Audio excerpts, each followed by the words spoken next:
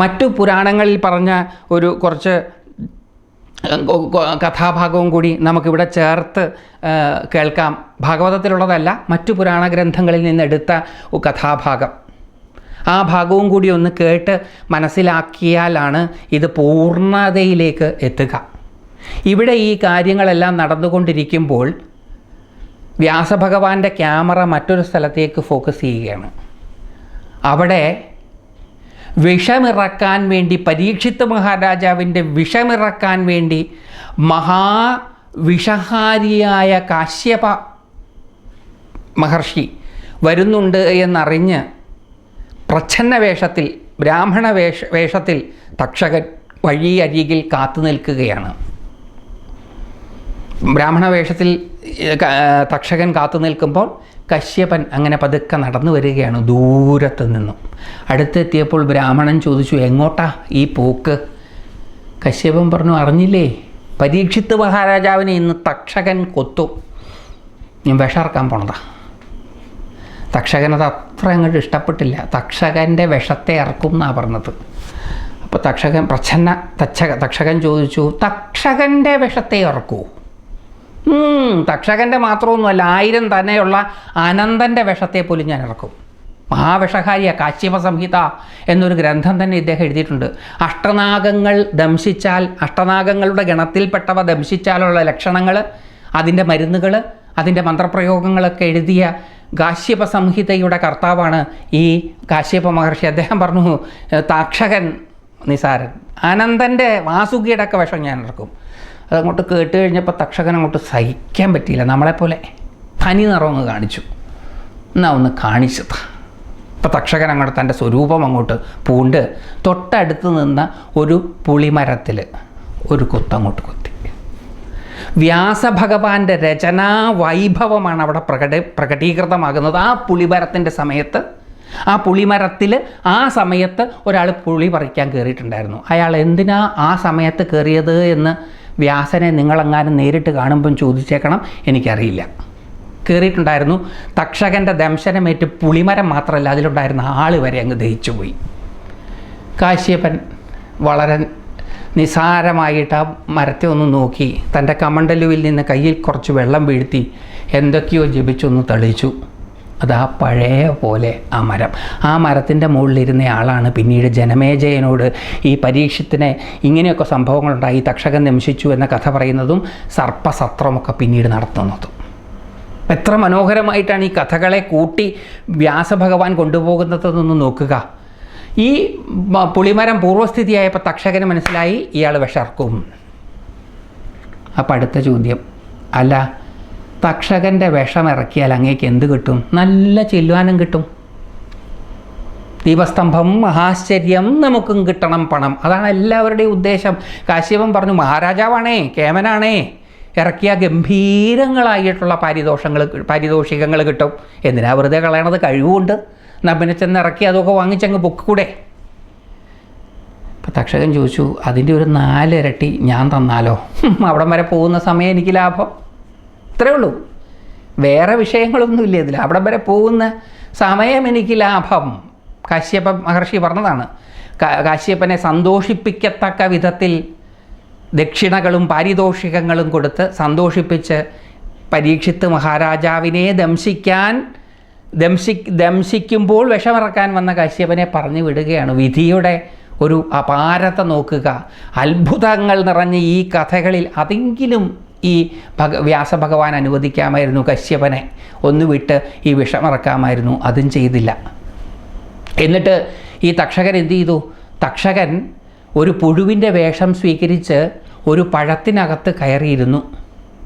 ഈ പഴം കഴിക്കാനായിട്ട് രാജാവിൻ്റെ മുമ്പിലേക്ക് കൊണ്ടെത്തിച്ചപ്പോൾ അദ്ദേഹം അതിലൊരു പഴമെടുത്തിട്ട് ഇത് തന്നെ ഒരു പഴമെടുത്തതിനെ പൊളിച്ചപ്പോൾ അതിൽ നിന്നൊരു പുഴു പുറത്ത് ചാടി.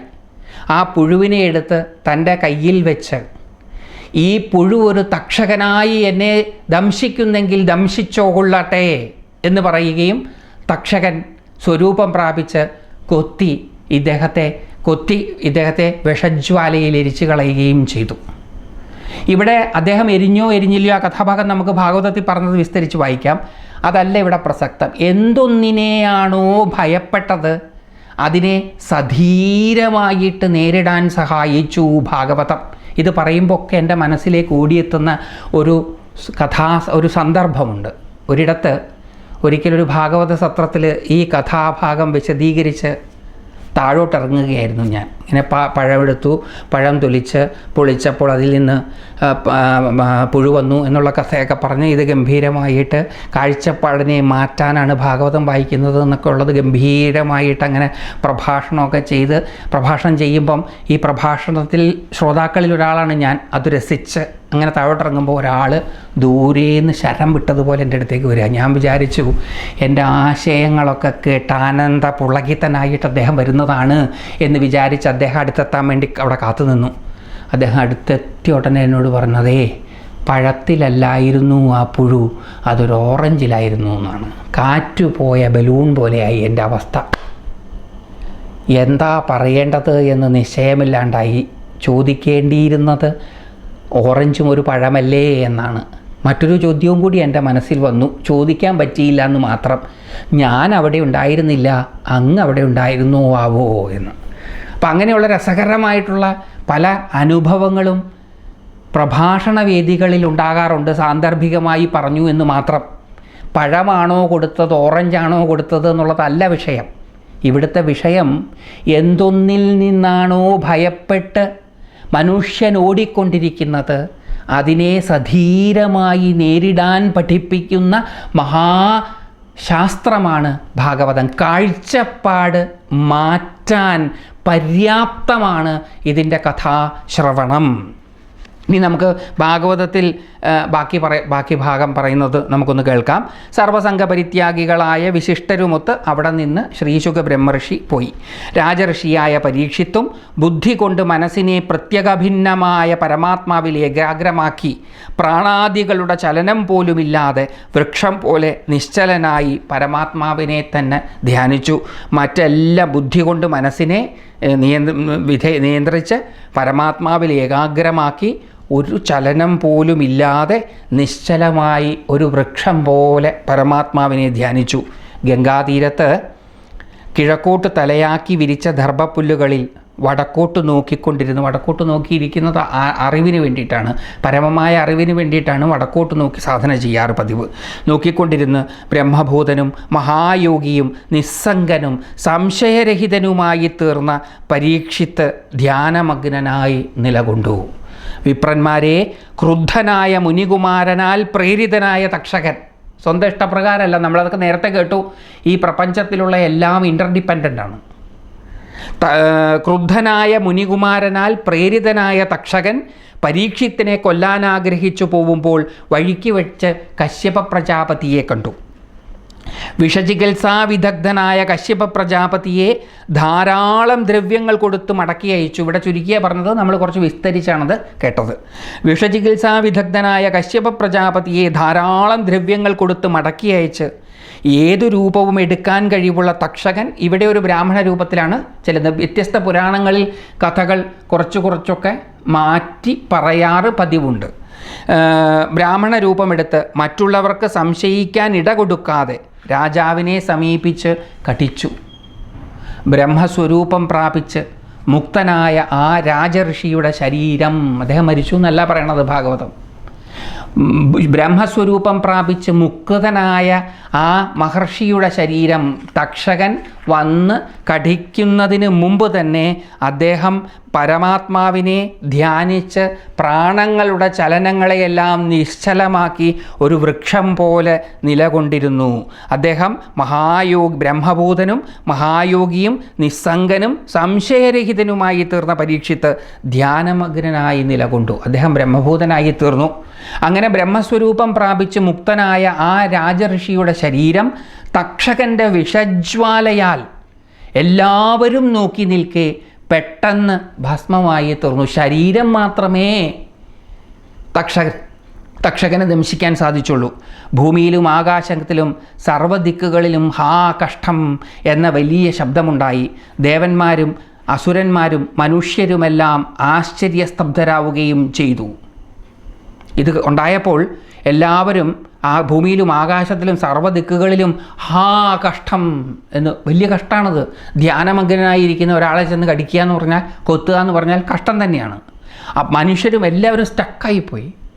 ഇങ്ങനെ ആരും ചെയ്യുമെന്ന് ആരും കരുതിയില്ല. എല്ലാവരും നിശബ്ദരായി ആശ്ചര്യസ്തബ്ധരാവുകയും ചെയ്തു. ദേവന്മാരുടെ ദുന്ദുഭികൾ മുഴങ്ങി, ഗന്ധർവന്മാരും അപ്സരസുകളും പാടുകയും ചെയ്തു.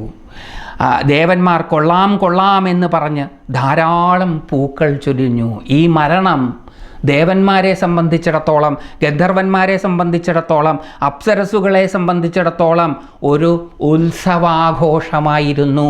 അപ്പോൾ എല്ലാ മരണങ്ങളും ദുഃഖമുണർത്തുന്നതല്ല, പ്രത്യക്ഷത്തിൽ കഷ്ടം എന്ന് തോന്നിപ്പിക്കുമെങ്കിലും മരണം ആഘോഷിക്കപ്പെടേണ്ടതാണ്. ബ്രഹ്മത്തിൽ എത്തിച്ചേരുകയാണ് എങ്കിൽ, എന്തൊന്നിൽ നിന്നാണോ നാം സദാ ഭയപ്പെട്ട് ഓടിക്കൊണ്ടിരിക്കുന്നത് അതിനെ സധീരമായി നേരിടാൻ, ഒറ്റയ്ക്ക് നേരിടാൻ പഠിപ്പിക്കുന്ന മഹാശാസ്ത്രം. ഇനി ഇത് ഭാഗവതത്തിൽ എവിടെയെങ്കിലും പറയുന്നുണ്ടോ എന്ന് നമുക്കൊന്ന് നോക്കാം. ഭാഗവതത്തിൽ മറ്റെവിടെയെങ്കിലും വ്യാസഭഗവാൻ ഞാനീ പറഞ്ഞ ആശയം പറയുന്നുണ്ടോ എന്നുള്ളത് നമുക്കൊന്ന് നോക്കാം. 12-ാം സ്കന്ധത്തിൽ തന്നെ 3-ാമത്തെ അധ്യായം 14-ാമത്തെ ശ്ലോകം. കഥാ ഇമാസ്തേ കഥിതാമഹീയസാം വിതായ ലോകേഷു യശഃപരേയുഷാം വിജ്ഞാനവൈരാഗ്യ വിവക്ഷയാ വിഭോ വചോ വിഭൂതിർന്ന തു പാരമാർത്ഥ്യം നതു പാരമാർത്ഥ്യം. അതിൻ്റെ അർത്ഥം ഇങ്ങനെയാണ്: വിഭോ, ലോകങ്ങളിൽ തങ്ങളുടെ യശസ്സു പരത്തി മരിച്ച മഹാന്മാരുടെ കഥകൾ, വിജ്ഞാനം, വൈരാഗ്യം എന്നിവയുടെ മഹിമ പറയുവാൻ അങ്ങയോട് പറഞ്ഞ വാഗ്വിലാസം മാത്രമാണ്. ശ്രീശുകൻ പരീക്ഷിത് മഹാരാജാവിനോട് പറയുകയാണ്, വിഭോ, ലോകങ്ങളിൽ തങ്ങളുടെ യശസ്സു പരത്തി മരിച്ച മഹാന്മാരുടെ കഥകൾ, വിജ്ഞാനം, വൈരാഗ്യം എന്നിവയുടെ മഹിമയെ പറയുവാൻ അങ്ങയോട് പറഞ്ഞ വാഗ്വിലാസം മാത്രമാണ്, അല്ലാതെ അവയെല്ലാം പരമാർത്ഥങ്ങളല്ല. വളരെ പ്രധാനപ്പെട്ട ഒരു പോയിൻ്റാണ്, ഭാഗവതത്തിലെ വളരെ പ്രധാനപ്പെട്ട ഒരു പോയിൻ്റാണിത്. കഥാ ഇമാസ്തേ കഥിതാമഹീയസാം വിതായ ലോകേഷു യശഃപരേയുഷാം വിജ്ഞാന വൈരാഗ്യ വിവക്ഷയാ വിഭോ വചോ വിഭൂതിർന്ന തു പാരമാർത്ഥ്യം. ഇത് വാസ്തവത്തിൽ സംഭവിച്ചതായിക്കൊള്ളണം എന്നില്ല. ഇതിൽ ചിലതെല്ലാം സംഭവിച്ചതും ആയിരിക്കാം. ഈ മഹാപുരാണത്തിൽ പറഞ്ഞ പല സ്ഥലങ്ങളും ഉള്ളതായിരിക്കാം, അതിലെ പല കഥാപാത്രങ്ങളും ഉള്ളവരായിരുന്നിരിക്കാം. അവരുടെ ചരിത്രം പഠിപ്പിക്കുക എന്നുള്ളതല്ല ഭാഗവതകാരൻ്റെ ലക്ഷ്യം. പിന്നെ ഭാഗവതകാരൻ ഈ കഥ എന്തിനാ പറഞ്ഞത്? ഈ കഥ അങ്ങയോട് പറഞ്ഞത് വിജ്ഞാന വൈരാഗ്യം എന്നിവയുടെ മഹിമ പറയുവാൻ. വിജ്ഞാനം, അനുഭവം, ആർജിത ജ്ഞാനത്തിൻ്റെ പ്രായോഗിക ഭാവം. അപ്പോൾ ആ അറിവുണ്ടായാൽ എന്ത് ഉണ്ടാകും? വിഗതമായ രാഗത്തോടു കൂടിയവരായി തീരും, വൈരാഗ്യമുള്ളവരായി തീരും. വൈരാഗ്യം എന്നുള്ള വിഗതമായ രാഗം എന്ന് പറഞ്ഞാൽ അപൂർണതയാണ് രാഗത്തിന് കാരണം. എനിക്കതില്ല, ഇതില്ല, അത് കിട്ടിയാൽ ഞാൻ പൂർണ്ണനാകും. എനിക്ക് ആ സംഗതിയില്ല, അതെനിക്ക് കിട്ടിയാൽ ഞാൻ പൂർണ്ണനാകും. അങ്ങനെ അപൂർണതയാണ് അതും ഇതുമൊക്കെ ആഗ്രഹിക്കാൻ രാഗം അതിന് കാരണമാകുന്നത്. ജ്ഞാനം വിജ്ഞാനമായി തീർന്നാൽ, അനുഭവമായി തീർന്നാൽ വിഗതമായ രാഗത്തോടു കൂടിയവരായി തീർക്കും, കാരണം പൂർണ്ണരായി തീരും. അങ്ങനെ വിജ്ഞാനവും വൈരാഗ്യവും ഈ വിജ്ഞാന വൈരാഗ്യങ്ങളുടെ മഹിമ പറയുവാൻ അങ്ങയോട് പറഞ്ഞ വാഗ്വിലാസം മാത്രമാണ്, അല്ലാതെ അവയെല്ലാം പരമാർത്ഥങ്ങളല്ല. ഈ കഥകൾ, ഭാഗവത കഥകൾ പരമാർത്ഥങ്ങളല്ല. അവ ചില ആശയങ്ങൾ നമ്മളിലേക്ക് എത്തിപ്പിക്കുവാൻ വേണ്ടിയിട്ട് ശ്രീശുക ബ്രഹ്മർഷിയിലൂടെ വ്യാസഭഗവാൻ പ്രയോഗിച്ച വാഗ്വിലാസം മാത്രമാണ്. ഇത് ഈ 12-ാം സ്കന്ധത്തിലെ 3-ാമത്തെ അധ്യായത്തിലെ 14-ാമത്തെ ശ്ലോകത്തിൽ മാത്രമല്ല പറയുന്നത്. 5-ാമത്തെ സ്കന്ധത്തിൽ 4-ാമത്തെ സ്കന്ധം 4-ാമത്തെ സ്കന്ധത്തിൽ 28-ാമത്തെ അധ്യായം 4-ാമത്തെ സ്കന്ധത്തിലെ 28-ാമത്തെ അധ്യായം പുരന്തരോപാഖ്യാനത്തിൻ്റെ തത്വം വിവരിക്കുന്ന സമയത്ത് മുഴുവൻ വിവരിച്ചതിന് ശേഷം ഭഗവാൻ ശ്രീശുകൻ പറയുകയാണ്, പ്രാചീന ബർഹിസേ പുരഞ്ജനോപാഖ്യാനമെന്ന വ്യാജേന അപ്രത്യക്ഷമായി പറഞ്ഞത് അധ്യാത്മതത്വമാണ്. പുരഞ്ജനോപാഖ്യാനമെന്ന വ്യാജേന പറഞ്ഞത് അപ്രത്യക്ഷമായി പറഞ്ഞത് പുരഞ്ജനൻ്റെ കഥയാണ്. പക്ഷേ ശരിക്കും പറഞ്ഞത് എന്താ, ഉദ്ദേശിച്ചത് എന്താ? അധ്യാത്മതത്വമാണ്, വെറും കഥയാണ് എന്ന് തെറ്റിദ്ധരിക്കേണ്ട. എന്തെന്നാൽ വിശ്വഭാവനനായ ഭഗവാൻ ദേവൻ പരോക്ഷപ്രിയനാണ്. ബർഹിഷ്മൻ ഏതദധ്യാത്മം പാരോക്ഷ്യേണ പ്രദർശിതം യദ് പരോക്ഷപ്രിയോ ദേവോ ഭഗവാൻ വിശ്വഭാവന. ഈശ്വരൻ, ദേവന്മാർ പരോക്ഷപ്രിയരാണ്. അപ്പോൾ ഇവിടെ പ്രത്യക്ഷമായിട്ട് പറഞ്ഞത് എന്താ? പ്രത്യക്ഷമായിട്ട് പറഞ്ഞത് പുരഞ്ജനൻ്റെ കഥയാണ്. പക്ഷേ അപ്രത്യക്ഷമായി പറഞ്ഞത് എന്താ? അധ്യാത്മതത്വമാണ്. വെറും കഥയാണെന്ന് തെറ്റിദ്ധരിക്കേണ്ട. ഇത് വെറും കഥയാണ് എന്ന് ധരിക്കേണ്ട. വിശ്വഭാവനനായ ഭഗവാൻ ദേവൻ പരോക്ഷപ്രിയനാണ്. ഇത് ഭാഗവതത്തിൽ മാത്രമല്ല പറയണത്. ഇതിനിയും ഭാഗവതത്തിൽ മാത്രമല്ല ദേവന്മാർ പരോക്ഷപ്രിയരാണ് എന്നുള്ളത് പറയണത്. ഉപനിഷത്ത് ബൃഹദാരണ്യകം 4-ാമത്തെ ഭാഗം 2-ാമത്തെ അധ്യായത്തിലെ 2-ാമത്തെ മന്ത്രം, അതിൻ്റെ അവസാനത്തിൽ പറയുകയാണ്, പരോക്ഷപ്രിയായിവ ഹി ദേവാഹ പ്രത്യക്ഷദ്വിഷ. പരോക്ഷപ്രിയരാണ് ദേവന്മാർ, അവർ പ്രത്യക്ഷത്തെ ഇഷ്ടപ്പെടുന്നവർ അല്ല. ഇനിയും ബൃഹദാരണ്യകത്തിൽ മാത്രവുമല്ല ഇത് പറയണത്. ഐതരേയോപനിഷത്ത് 1-ാമത്തെ ഭാഗം 3-ാമത്തെ അധ്യായത്തിലെ 14-ാമത്തെ മന്ത്രത്തിൻ്റെ അവസാനം 2 പ്രാവശ്യമാണ് പറയുന്നത്, പരോക്ഷപ്രിയായിവ ഹി ദേവാഹ, പരോക്ഷപ്രിയായിവ ഹി ദേവാഹ. 2 പ്രാവശ്യം എടുത്തു പറയണത് അതിൻ്റെ പ്രാധാന്യത്തെ ദ്യോതിപ്പിക്കാനും കൂടിയാണ്. പരോക്ഷപ്രിയരാണ് ദേവന്മാർ. ഈ കഥകൾ മുഴുവൻ പരോക്ഷമായിട്ട് നമ്മളോട് ചില കാര്യങ്ങൾ പറയുവാൻ ഉദ്ദേശിച്ചുകൊണ്ട് പറഞ്ഞതാണ്. പരോക്ഷമായിട്ട് പറഞ്ഞിട്ടുള്ള കാര്യങ്ങളെ പ്രത്യക്ഷമായിട്ട് ഗ്രഹിക്കുമ്പോഴാണ് നമ്മളിൽ മാറ്റങ്ങളുണ്ടാവുക. ആ മാറ്റമുണ്ടാകാൻ വേണ്ടിയിട്ടാണ് ഭാഗവതം കേൾക്കുന്നതും പറയുന്നതും. അപ്പോൾ നമ്മളെടുത്ത ആ ചോദ്യത്തിന് ഉത്തരമായി നമ്മൾ ഇത് തുടങ്ങിയത് എന്തിനു വേണ്ടിയിട്ടാണ് ഭാഗവത കഥാശ്രവണ പാരായണങ്ങൾ നടത്തുന്നത്? കാഴ്ചപ്പാട് മാറുവാൻ വേണ്ടിയിട്ടാണ്. ചരിത്ര കഥകളെ പോലെ വീരേതിഹാസങ്ങൾ കേൾക്കാൻ വേണ്ടിയിട്ടല്ല. ഈ വീര ഇതിഹാസങ്ങളിലൂടെ മഹർഷീശ്വരന്മാർ പറയാൻ ഉദ്ദേശിച്ച തത്വങ്ങളെ ഗ്രഹിച്ചത് സ്വാനുഭവമാക്കി ധീരതയോടുകൂടി ജീവിച്ച് മനുഷ്യൻ ഏറ്റവും അധികം ഭയപ്പെടുന്ന മരണത്തെ പോലും അതിജീവിക്കുവാൻ, അതിനാണ് ഭാഗവതം കേൾക്കുന്നത്. അതാണ് ഭാഗവതം നമ്മെ പഠിപ്പിക്കുന്നത്.